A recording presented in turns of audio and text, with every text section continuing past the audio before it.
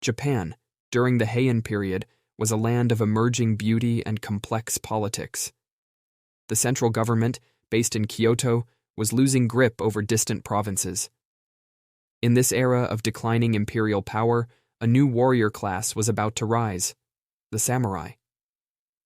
Initially, samurai were mere armed supporters of wealthy landowners.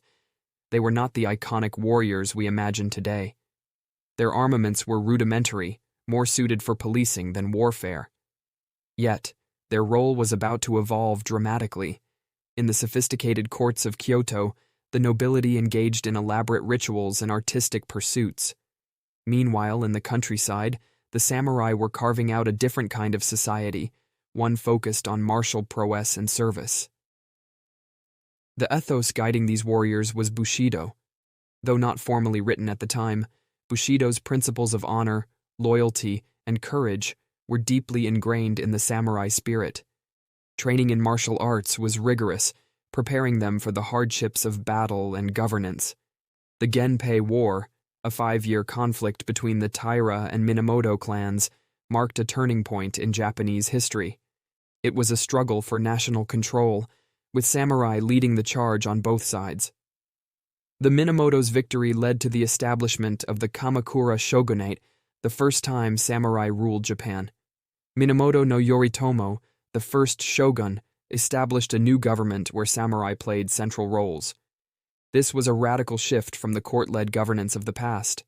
The samurai were now not just warriors, but also administrators and decision-makers. Over the Kamakura and Muromachi periods, the samurai evolved significantly. Their armor became more sophisticated, and their weapons more varied. The iconic katana, renowned for its craftsmanship, became the soul of the samurai. The samurai developed a complex social structure. At the top were the shoguns, the military rulers. Below them were the daimyos, the powerful landowners. And serving these lords were the samurai, bound by their code and their duty. During the Sengoku period, Japan was plunged into a century of chaos. It was a time of constant warfare, with samurai clans battling for supremacy. This period saw the rise of famous samurai like Oda Nobunaga, Toyotomi Hideyoshi, and Tokugawa Ieyasu.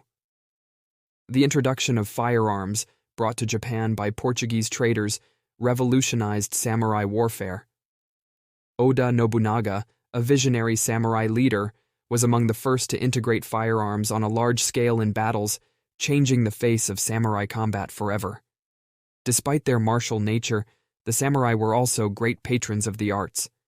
They participated in tea ceremonies, which were a form of spiritual discipline, enjoyed no theater, and practiced calligraphy. These cultural pursuits were as integral to the samurai's life as their martial duties. By the Edo period, Japan had unified under the Tokugawa Shogunate. The samurai's role transformed once again. With the land at peace, they became bureaucrats, scholars, and teachers. It was a period of cultural flourishing, but also the beginning of the end for the samurai as warriors. The Meiji Restoration in the late 19th century marked the end of the samurai era. The new government sought to modernize Japan, abolishing the samurai class. Yet the spirit of the samurai, with its focus on honor, discipline, and service, lived on, ingrained deeply in the Japanese ethos. Today, Japan is a blend of the ultra-modern and the traditional. The legacy of the samurai is still palpable, influencing everything from business practices to modern martial arts. The samurai, once the guardians and rulers of feudal Japan, continue to shape the cultural and ethical landscape of modern Japan. Please don't forget to like and subscribe if you want to keep learning with me.